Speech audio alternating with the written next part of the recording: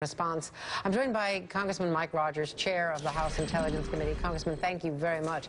There was talk yesterday, and I want to ask you as the intelligence chair, if you agree with what John McCain was pursuing in the Senate when he was interviewing, when he was questioning, I should say, Secretary Hagel about the intelligence on all of this. Did we not see this coming, the moves of Russian forces into Crimea?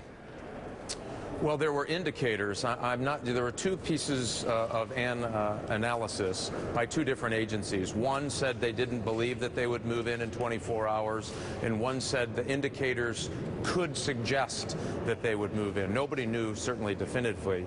And that's certainly a question, and we're doing a pretty thorough review of that. But there were lots of indicators to understand that. Even before they went into the Olympics in Sochi, we knew that the Russians had an interest of ramping up, and that's all through intelligence collection. Their activities in the Ukraine, and many, including me, were stating at the time that, listen, right after we better watch what happens after the Olympics. They're going to pay attention to the Ukraine. And so, I think it's hard to say that they just didn't know at all. I don't think that they knew for certain, that's for sure. Well, there's also been some reporting that the CIA analysis was that something was up, but that defense intelligence did not agree or did not have the same sense. Did you see disagreement in the analysis among the 16 intelligence agencies? Yeah, there were two different agencies that produced an analytical product on the crisis. One suggested that the indicators were there, and one of the possibilities was there could be troop movement into the Crimean Peninsula, and one did not believe that that was going to happen within, I forget whether they said 48 hours maybe in the report. Well, so we're doing a review. Now, this is not uncommon. Remember, it's a little bit science and a little bit art, because you have a few pieces of a very large puzzle, and they're trying to make a conclusion on it. So what we're doing is reviewing that information, say, was there collection gaps, meaning is there a piece of information that the intelligence community should have had to be able to make that analytical conclusion? Or was that missing, or did you just not believe and feel comfortable that you could make that conclusion? Or was there something else that we're missing that led them to that conclusion? And that's the review that we're going to go through. I know it's easy outside to do Monday morning quarterbacking, but this isn't the Hermit Kingdom. This isn't North Korea. This isn't even Iran. This is the Russian Federation. We have a lot of assets there. We were in Sochi. We have people on the ground. We have the NSA. It's hard to believe that we wouldn't have had a better handle on what their thinking was.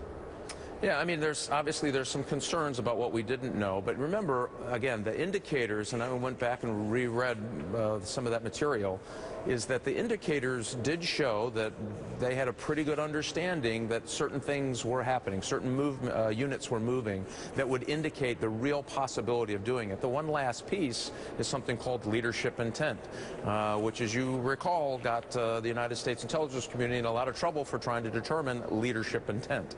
So we're trying to work all of these things out to make sure that we have a good idea about what leaders intend to do. Actions certainly can project what those conclusions might be, but not in all cases. So we're going to go back. We're going to give them the benefit of the doubt up front, but we're going to be pretty tough in our review on the analytical products.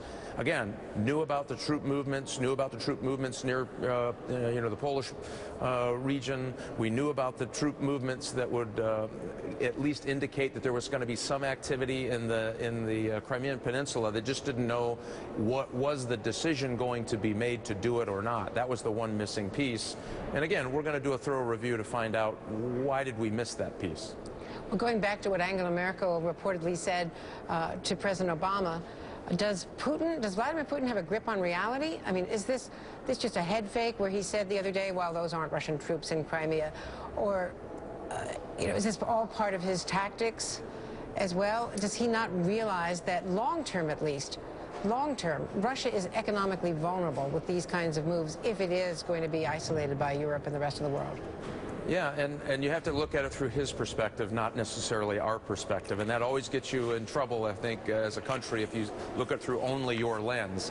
In his lens, he sees it differently. He had successfully occupied South Ossetia, and he is now actually increasing those borders in Georgia, and nobody's really saying much. In 2007, very aggressive cyber attack in Estonia just about took him off the face of the earth. And you saw that he could ramp certain things and activities up with no one pushing back.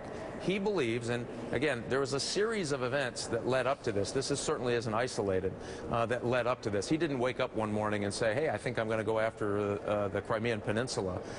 You know, action certainly dictated the fact that I think his pick for governance didn't work out all that well, but that chaos he saw as an opportunity, and he had things lined up, including his parliament voting to allow Russian troops to go into the Ukraine. The fact that they've already laid out the case in the legislature, and you know how long it takes even in the Duma to get things through. They had already laid out the case for the possibility of partitioning the Crimean Peninsula. This was a well thought out plan, and clearly intelligence, by the way, indicated, hey, they've got some intentions here that are a little concerning, including Moldova, by the way, and I think you see it playing out. So I think we have to look at it through his eyes. He looks at that he's in a position of success. He has the Crimean Peninsula. They've just taken the vote to be partitioned. Likely that's going to pass. His legislature has already said, hey, you're welcome into the Federation of Russia. Now that changes the whole calculation about where we're at and what his advantages, at least from his perspective, he sees he has. Congressman Mike Rogers, the chair of the Intelligence Committee, thank you very much.